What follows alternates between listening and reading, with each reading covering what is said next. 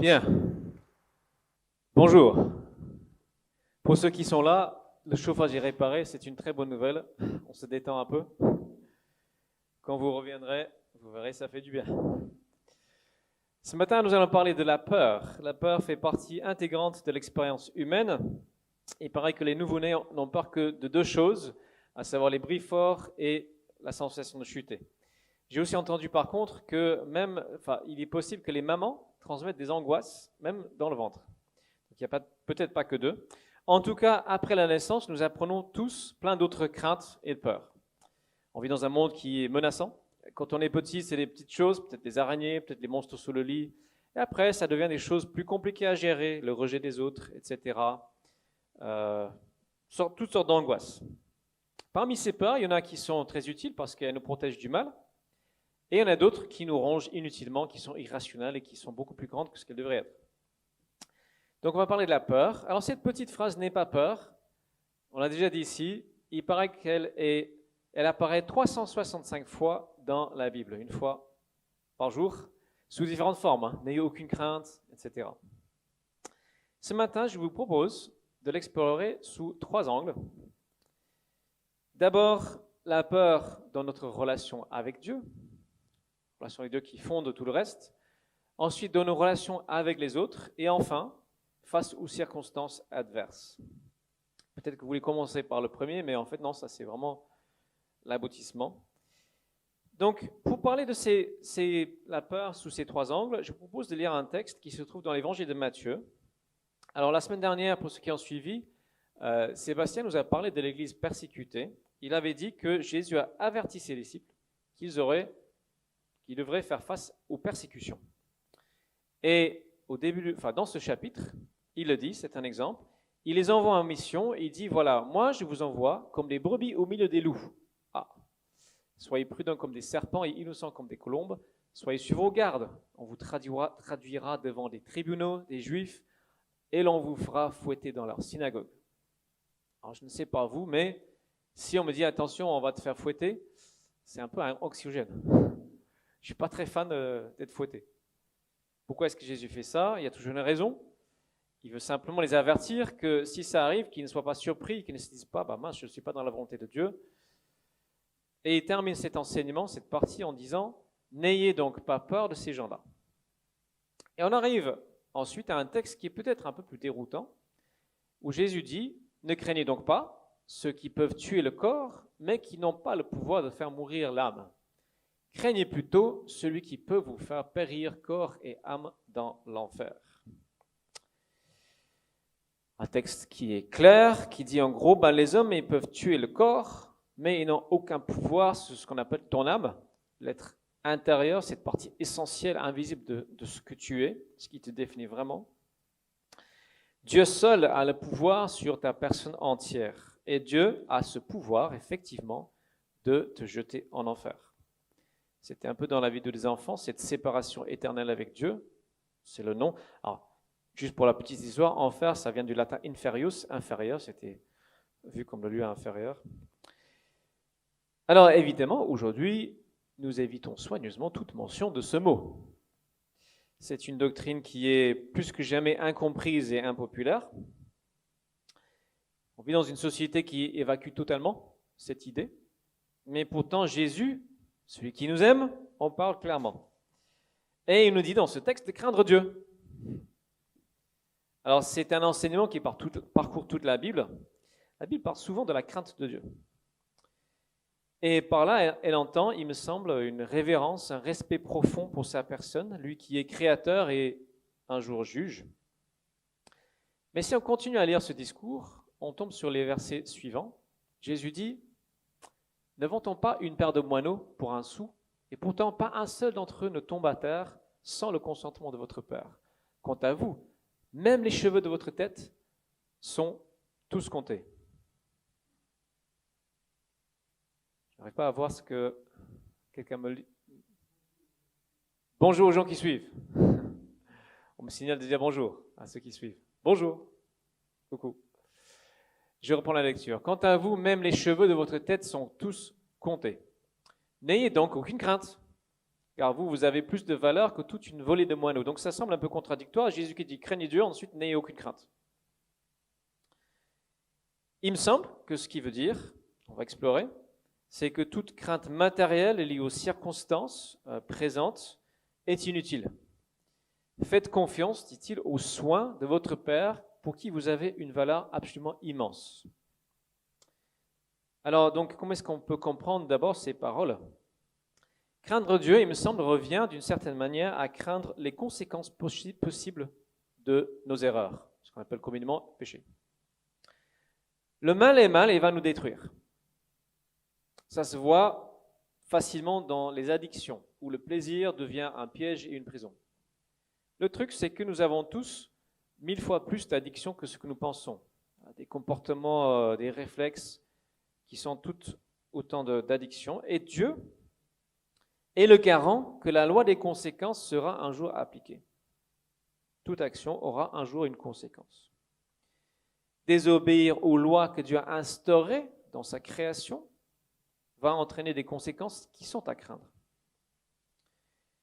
Tout mal qui n'est pas traité en nous est comme une poison pour notre âme. Alors, quelle est la solution ? Ce n'est pas simplement juste « Ah, je vais essayer d'éviter tout mal », alors même si, bien sûr, c'est logique et sage. C'est avant tout de courir vers ce Dieu qui est Père et qui a pour nous une immense tendresse et qui a pour nous qui nous donne cette valeur. Ce qui nous donne cette confiance, c'est tout ce qu'on vient de chanter. C'est Jésus-Christ qui vient pour nous inciter, Dieu qui fait un pas vers nous pour dire « Viens, viens, je t'attends », et nous qui répondons « Oui, je viens ». Il dit « N'aie aucune crainte, je viens vers toi, même si je peux avoir de la colère pour les choses que tu fais qui me déplaisent. » Parce que la Bible dit « La crainte de l'Éternel est le commencement de la sagesse. » Ce n'est pas la fin, ce n'est pas l'aboutissement, ce n'est pas le but. C'est ce qui nous met sur la bonne route. Cette conscience que Dieu, qui est parfait, qui est parfaitement juste, peut et va punir toute injustice. C'est le point de départ. Ça nous fait réaliser cette distance qui nous sépare de lui. Quelqu'un qui n'a jamais réalisé ça ne réalise pas à quel point il est loin de Dieu. Il n'est même pas au début du cheminement. Alors la difficulté, c'est que dans nos relations humaines, si on craint quelqu'un, on va fuir cette personne. Et ça pourrait être notre première réaction. Ah bah si Dieu il est fâché, je vais le fuir. Bah en fait non. Puisque Dieu a fait ce premier pas vers nous, ce pas d'amour en Jésus-Christ, la Bible ne dit pas que le but de notre vie, c'est de craindre Dieu, c'est de l'aimer. C'est de l'aimer. C'est d'éliminer la distance. L'amour, c'est le rapprochement. C'est de nous rapprocher. L'aboutissement est décrit dans la première lettre de Jean, chapitre 4, verset 18. Dans l'amour, il n'y a pas de place pour la crainte, car l'amour, parvenu à une pleine maturité, chasse toute crainte. En effet, la crainte suppose la perspective d'un châtiment. L'amour de celui qui vit dans la crainte n'est pas encore parvenu à sa pleine maturité. Alors ici, on a une traduction moderne. Parvenu à sa pleine maturité, les traductions plus anciennes traduisent par parfait. C'est un mot grec, téléo, qui peut se traduire parfait, mais en fait qui signifie, alors que je regarde bien mes notes pour ne pas me tromper, c'est le fait d'atteindre un but, c'est d'arriver quelque part. Il y a l'idée d'un cheminement abouti. En français, le verbe parfaire signifie à peu près la même chose. Parfait, ça veut dire quelque chose qui a été perfectionné. On peut traduire la fin, alors, traduction seconde, celui qui craint n'est pas parfait dans l'amour. On peut dire, le craintif n'a pas encore été perfectionné dans l'amour.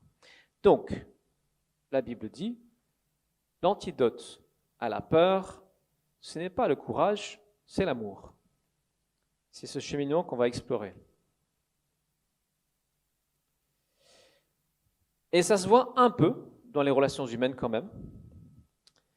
Si je suis convaincu de tout mon être que tu m'aimes, pas juste romantiquement, mais peut-être fraternellement, amicalement, que tu m'aimes, je serai beaucoup plus en mesure d'entendre une critique de ta part, une remise en question, quelque chose que je n'ai pas envie d'entendre, quelque chose de désagréable. Ça se voit un peu avec les enfants, c'est un peu contradiction, c'est que quand on corrige les enfants, nos enfants, on doit quand même, si c'est une bonne correction, on doit montrer derrière notre affection, notre amour. C'est pas parce qu'on corrige ou qu'on n'est pas d'accord qu'on n'aime pas. Au contraire, au contraire. Et la vérité, c'est que l'amour de Dieu explique sa colère. C'est parce que Dieu nous aime qu'il est en colère contre le mal. Parce que le mal nous détruit. Et ça déplaît à Dieu, Dieu qui veut que nous ayons une vie pleine, riche, épanouie, etc. Alors je vais donner un exemple de ma vie courante.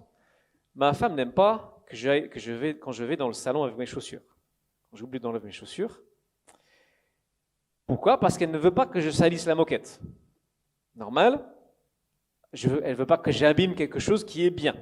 Voilà, elle veut préserver quelque chose qui est bien. Et elle a raison. Donc si j'oublie trop de fois d'enlever mes chaussures, elle aura raison de s'énerver un peu. Pourquoi tu n'enlèves pas tes chaussures? Je t'ai déjà dit. Vous avez tous des scènes similaires, j'imagine, ceux qui sont mariés. Et elle a raison. Et en fait, ça reflète un tout petit peu la réalité avec Dieu. Avec Dieu, il faut multiplier les choses par 10 000 parce qu'il est tellement plus grand, plus vaste. Sa colère, c'est similaire à ça. Dieu veut préserver quelque chose qui est bien. Et cette moquette, c'est pas juste une simple moquette, c'est toi, c'est moi, c'est nous. Nous sommes le sommet, la création de Dieu, ce qu'il a fait de plus précieux. Donc ça lui déplaît de nous voir nous détruire ou de détruire les autres. Certains croient que Dieu est plus ou moins indifférent à nos actes, donc ils n'ont aucune crainte. Ils ne se préoccupent absolument pas des conséquences futures, possibles, éternelles de leurs actes. Ne réalisant pas les distances qui les séparent de Dieu, ils sont tellement loin de la maison, ils ne savent même pas que la maison existe. Nous qui sommes croyants, nous avons compris que cette réaction de Dieu est juste et justifiée, mais il nous dit, viens dans la maison, je t'invite. Il sortit de chez lui, en la personne de Jésus, il dit, viens chez moi. Et là, on apprend à vivre selon les règles de la maison. Ne pas abîmer les bonnes choses qu'il a créées. La révélation suprême, donc, de la personne de Dieu, de qui il est, c'est la révélation de son amour en Jésus-Christ. C'est pour ça qu'on est tellement attaché à chanter tous les dimanches cet amour. Cet amour qui se donne malgré le coup. Et le même chapitre de la lettre de Jean, 2 versets avant, dit « Nous avons connu l'amour que Dieu a pour nous et nous y avons cru. Dieu est amour. Celui qui demeure dans l'amour demeure en Dieu et Dieu demeure en lui. » Donc, rester en Dieu, c'est rester dans son amour. Le projet chrétien, c'est de rester dans l'amour de Dieu, de grandir dans l'amour de Dieu. Et la peur, quel est son rôle? Eh bien, elle peut être présente à certains moments, mais notamment dans les débuts, lorsque cette question de notre pardon, notre justice n'est pas encore peut-être bien réglée. Mais elle n'est pas appelée à rester. Il y a un vieux cantique que beaucoup connaissent, en anglais Amazing Grace, et en français il y a une traduction, c'est la grâce qui a appris à mon cœur à craindre, et la grâce m'a ramené à la maison. Donc au fur et à mesure que nous demeurons attachés à Dieu, à son Fils, à son amour, et que nous accomplissions ce que son amour nous demande, cette crainte est appelée à disparaître. Et le chapitre suivant, juste quelques versets plus loin, dit « Aimer Dieu, c'est accomplir ses commandements, qui ne sont pas pénibles. » Est-ce que c'est pénible d'enlever les chaussures avant de marcher sur la moquette? Peut-être, oui, je préfère faire comme je veux, mais au final, ce ne sont pas des choses terribles que Dieu nous demande. Et quand ça nous arrive, d'oublier ou d'ignorer, la démarche est simple. Père, pardon, excuse-moi, je n'ai pas écouté, j'ai oublié, je n'ai pas fait, désolé. On n'est pas dans une crainte qui paralyse, on est dans une crainte d'amour. À savoir, nous ne voulons pas l'attrister, tout simplement. La Bible dit, n'attristez pas l'Esprit de Dieu. L'Esprit est venu habiter en nous lorsque nous avons ouvert notre cœur à cette foi en Christ.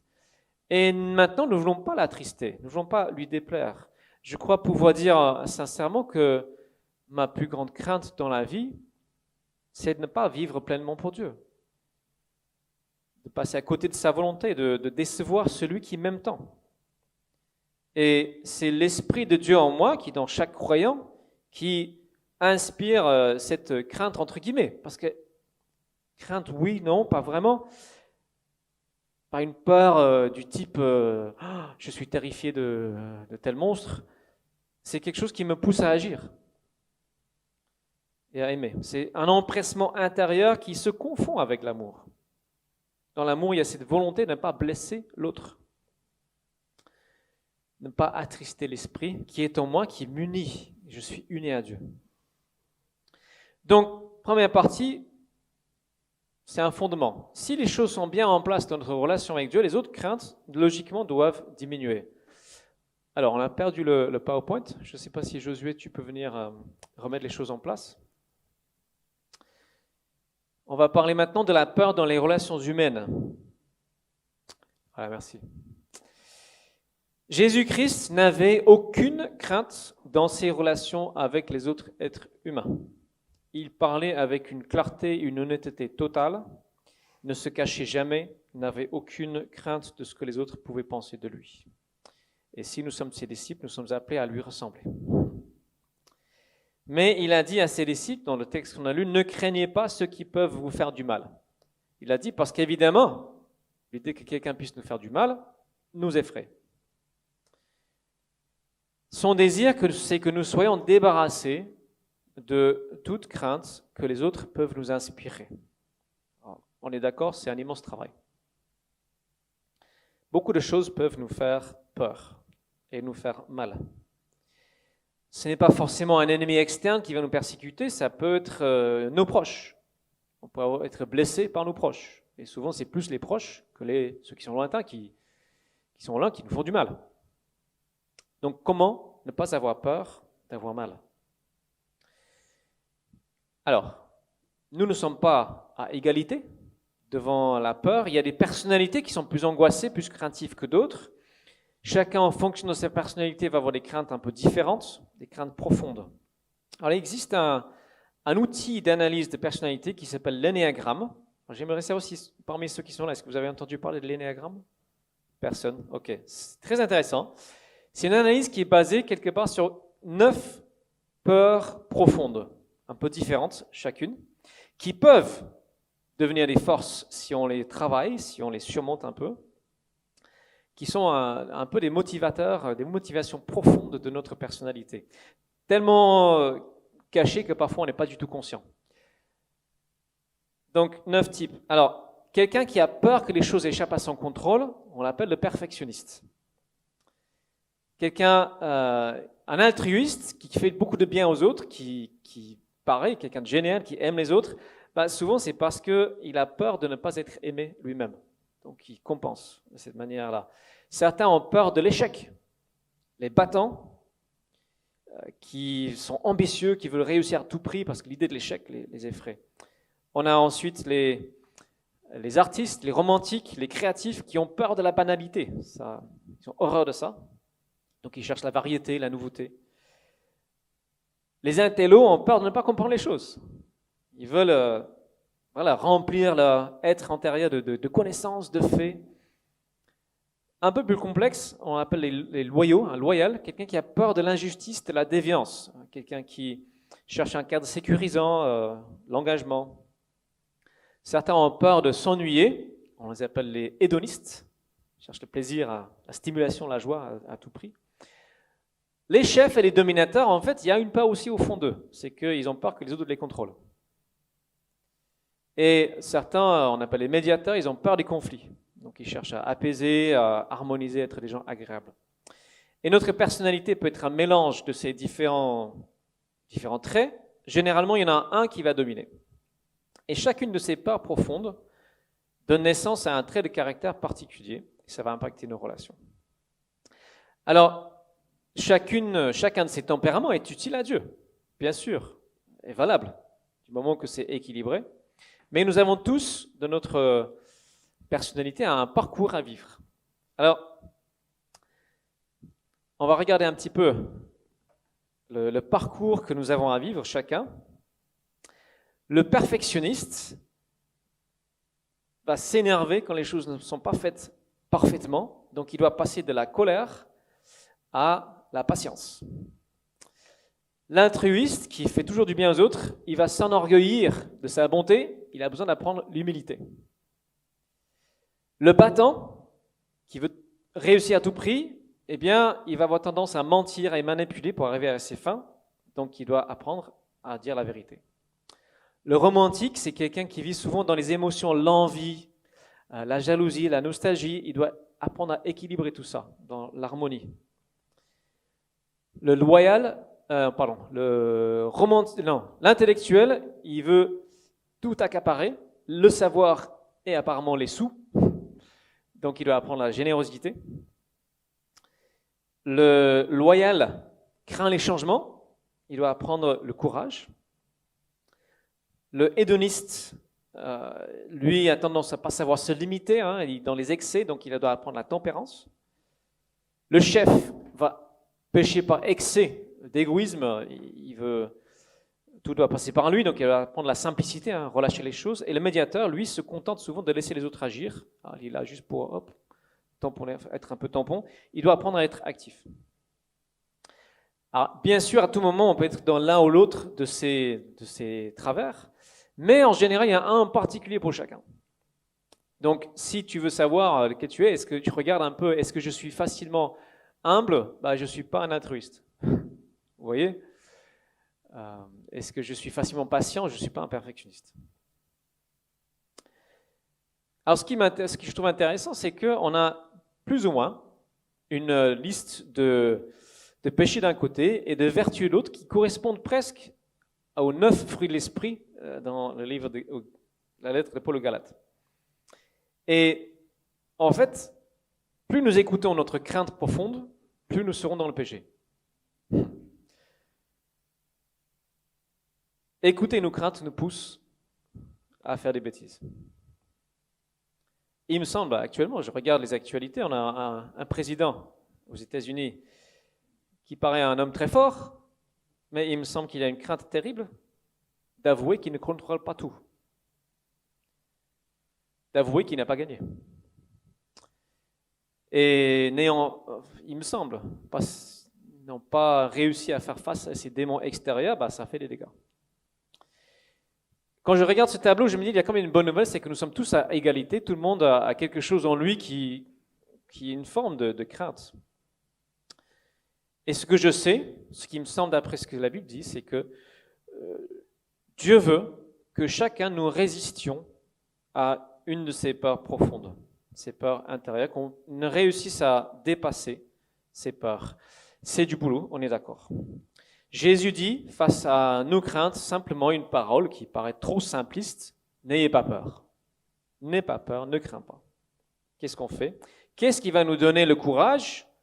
Eh bien, c'est l'amour. C'est l'amour, la plus grande de toutes les vertus. Donc, quelle stratégie employer? Ce que j'essaie de faire personnellement, c'est un long travail, c'est de me rappeler en permanence que je suis aimé. J'ai mes monstres intérieurs, mes démons intérieurs. Je me rappelle, Père Céleste, tu m'aimes. Merci de la réalité de cet amour en Jésus. C'est ça, pour moi, le cœur du combat spirituel. La victoire sur la peur vient dans la mesure où je me sais inconditionnellement aimé. Quand je prépare cette prédication, quand j'ai préparé ce message, comme souvent, je me demande, mais est-ce que ça sert à quelque chose? Est-ce que c'est utile, intéressant? Est-ce que ça va parler aux gens? Et je peux avoir peur, c'est sur Internet, tout le monde peut voir ça et dire, mais c'est complètement nul ce qu'il raconte. Ce qui me permet de surmonter ça, c'est l'amour. Je dis, non, Seigneur, je le fais pour toi. Je le fais parce que je t'aime. Et c'est dans la mesure aussi que nous décidons d'aimer inconditionnellement les autres que nous arrivons à surmonter la crainte. L'amour parfait chasse toute crainte, dit la Bible. Je crois que c'est aussi vrai dans les relations humaines. Jésus nous demande d'aimer nos ennemis. C'est humainement plus ou moins impossible. C'est pour moi extrêmement difficile. Donc, pour réussir à vivre cette parole, ce que nous devons demander, il me semble, c'est bien sûr l'aide de Jésus-Christ et d'être rempli de son amour, pas juste pour nous, mais aussi pour les autres. comme je disais, si je sais que je suis totalement aimé, il devient plus simple, plus facile d'encaisser peut-être des critiques, prendre du recul. Ok, il y a peut-être du vrai, peut-être du faux. Dieu veut que nous apprenions à vaincre la peur par l'amour. Et quand on regarde dans des pays où les chrétiens sont persécutés, on voit que ce qui leur permet de ne pas sombrer, c'est l'amour.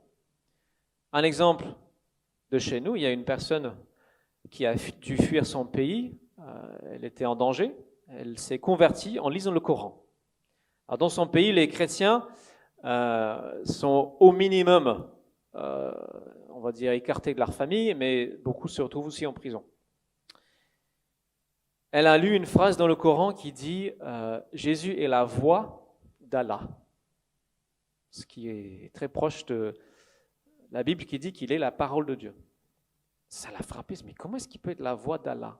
Elle a commencé à méditer, elle a eu une révélation de Jésus-Christ et de son amour, l'amour de Dieu qu'il porte. Elle a commencé à aimer Jésus et en parler, et du coup être rejetée par sa famille, menacée, etc. À un moment donné, elle était dans la haine de ses proches, vraiment une haine parce qu'elle a été attaquée. Elle a eu une deuxième révélation. Jésus l'a une visitation dans sa chambre. Il me semble qu'elle m'avait dit que c'était la Bible, qu'il y avait une grande lumière qui sortait des pages de la Bible. Et cette voix qui disait, tu dois leur pardonner, tu dois les aimer. Alors, avec son aide, elle a pu pardonner à ceux qui l'a persécuté. Et aujourd'hui, c'est quelqu'un qui n'a plus cette haine. Et il me semble que la place de la peur a beaucoup diminué dans son cœur. C'est remplacé par l'amour. Ça peut aussi arriver dans les relations banales, ou même dans les relations intimes. On se rend compte à un moment donné à quel point nous sommes différents dans notre couple, à quel point l'autre n'est pas du tout peut-être ce qu'on pensait. Et ça peut faire peur, et ça peut aussi nous séparer, nous faire fuir. Alors que faire? Nous devons choisir de réaffirmer notre amour inconditionnel pour la personne en face. Et nous devons surtout démontrer par les actes concrets, et je m'inclus 100% là-dedans, je dois apprendre le langage d'amour de ma femme. Comment est-ce qu'elle a besoin d'être aimée? Je dois l'apprendre. Mais c'est pareil dans toutes les relations. Nous sommes appelés à aimer inconditionnellement des gens qui sont très très différents de nous. Tu peux avoir tort sur un tas de trucs vis-à-vis de moi, mais je dois continuer à t'aimer. 1 Jean 3,16. Voilà comment nous savons ce que c'est d'aimer. Jésus-Christ a donné sa vie pour nous, nous devons nous aussi donner notre vie pour nos frères. Si tu es quelqu'un qui réagit très mal à la critique, peut-être que tu as une carence d'amour, tout simplement. Aimer, ça signifie pas forcément avoir des sentiments tout chaleureux. Pour nos ennemis, ceux qui font du mal, c'est pas forcément ça dans les débuts. C'est simplement décider, je vais m'accorder, je choisis d'aimer cette personne, je vois son humanité, je ne le diabolise pas, et je suis l'exemple de Jésus. Jésus, devant la croix, il a l'angoisse. Qu'est-ce qui lui permet de surmonter l'angoisse? C'est cet amour qu'il a pour son Père. Oui, Père, je t'aime et je veux faire ce que tu veux. Et c'est cet amour aussi qu'il a ensuite pour nous, qui sommes au bénéfice. Ce choix est valable dans tous nos rapports avec les personnes non croyantes, si nous sommes croyants. Dieu nous appelle avant tout à aussi les aimer. On a eu une réunion avec les leaders des cellules la semaine dernière et on va se retrouver mardi soir prochain pour répondre à cette question. Qu'est-ce que nous allons faire concrètement pour aimer nos proches, les voisins, des amis, des collègues? Qu'est-ce qu'on va faire pour les aimer concrètement? Donc, je sais que je n'ai pas répondu à toutes les questions sur les craintes relationnelles, c'est impossible. Mais lorsque ces deux premiers domaines de crainte sont un peu réglés, dans la relation avec Dieu et la relation avec les autres, les craintes vis-à-vis des circonstances vont naturellement beaucoup diminuer. Donc je vais passer moins de temps sur la dernière partie, les circonstances adverses. Bien sûr, actuellement, nous vivons dans un moment où les circonstances peuvent nous pousser vers la peur. Une situation économique très incertaine. Notre société est face à des défis qui vont être immenses dans les mois et les années à venir. Donc, on pourrait craindre l'avenir. On pourrait craindre le chômage, la pauvreté, la maladie, peut-être la vieillesse et la solitude, etc. Alors, l'invitation constante de Jésus est de ne pas considérer les circonstances comme étant la chose la plus importante. Et en disant ça, je sais que c'est très facile à dire. Et en réalité, il ne s'agit pas, j'ai dit invitation, mais c'est un commandement. Face aux circonstances adverses, la parole de Dieu est la même. Ne crains pas.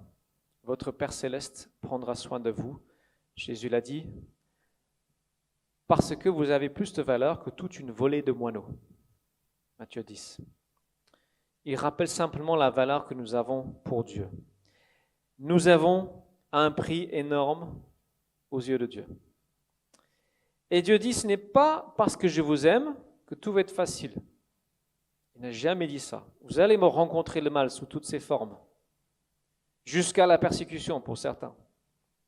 Maintenez-vous dans la conviction de mon amour. C'est là votre travail premier. Il y a cet fameux épisode dans les évangiles où Jésus marche sur les vagues et pendant une tempête, Pierre sort de la barque pour le rejoindre en marchant sur l'eau. C'est un épisode qui a inspiré des millions de prédications. Ceux qui sont chrétiens depuis un moment ont forcément entendu un message sur ce texte. En gros, le message c'est tant que Pierre fixe les yeux sur Jésus, ça va bien. Il arrive à marcher sur les vagues. Dès le moment qu'il regarde les vagues, le vent, la force du vent, il prend peur, dit le texte, il s'enfonce dans l'eau. Et donc on dit, si on garde les yeux de la foi sur Jésus, ça va nous permettre de marcher sur les vagues des circonstances incertaines, changeantes, compliquées, difficiles. Et c'est vrai. Et plus nous les regardons, nous fixons les yeux sur les circonstances, plus nous risquons d'avoir peur. Donc quelle est la solution? Ce n'est pas de faire l'autruche, faire semblant que ça n'existe pas. C'est d'avoir la réaction de prière. Il dit, Jésus, Seigneur, sauve-moi. Il tend la main, Seigneur, sauve-moi. C'est juste ça. Continuez à regarder vers le Seigneur, Seigneur, sauve-moi. Et je fais confiance que quoi qu'il arrive, tu tendras la main vers moi. Il y a une femme, alors je vais terminer avec cette petite histoire. Cette dame-là, elle est assez connue dans certains milieux chrétiens. Corrie ten Boom, c'est une néerlandaise. Elle a passé plusieurs années dans les camps de concentration pendant la Deuxième Guerre mondiale.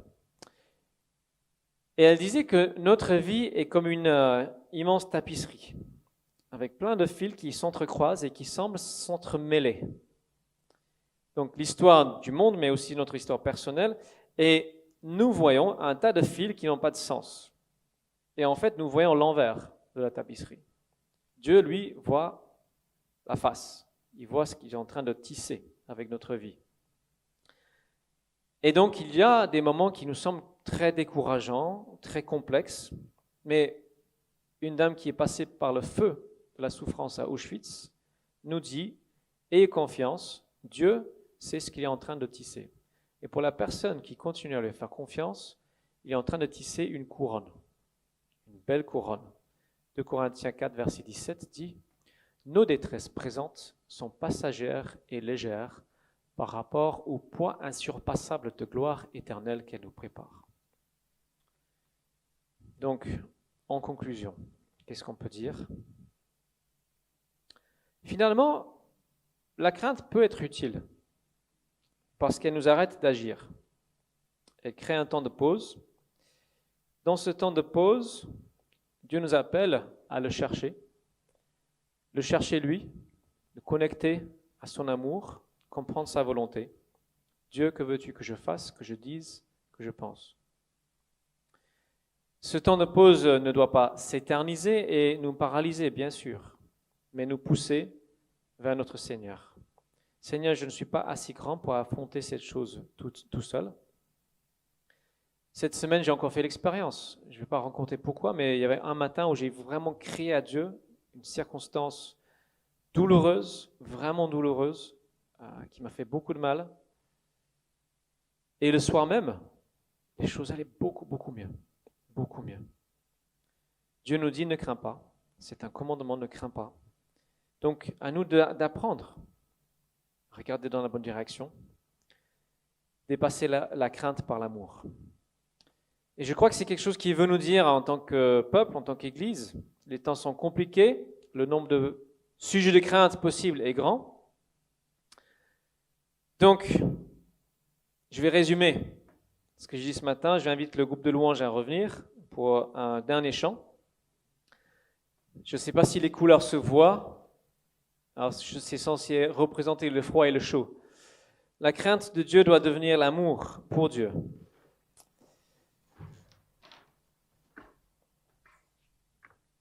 Jésus nous invite, nous commande même à ne craindre personne, mais à apprendre à aimer, à la place de craindre. Les circonstances adverses, il dit non, non, ne les craignez pas, fixez-vous sur l'amour de Dieu. Notre vie, c'est un apprentissage de l'amour. C'est un perfectionnement dans cet amour. Dans l'amour parfait, il n'y a aucune place pour la crainte. Je vais vous inviter à prier avec moi. Seigneur, merci parce que tu as manifesté ton amour envers nous en Jésus-Christ, l'homme de douleur qui a souffert et qui a choisi librement de donner sa vie, comme on l'a chanté tout à l'heure.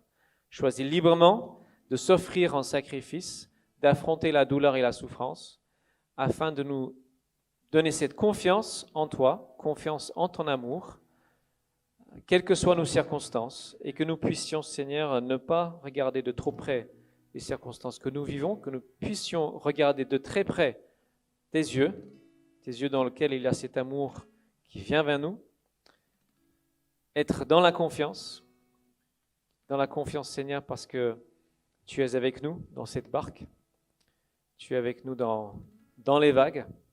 Béni sois-tu, Seigneur, merci. Je prie pour toutes les personnes qui regardent, qui puissent vraiment grandir en amour. Que nous puissions, Seigneur, grandir en amour les uns pour les autres, afin que la crainte n'ait pas de place. Au nom de Jésus. Amen. Si cette semaine, vous êtes face à la peur, peut-être juste répétez cette simple prière. Seigneur, remplis-moi de ton amour. Remplis-moi de ton amour. Amen.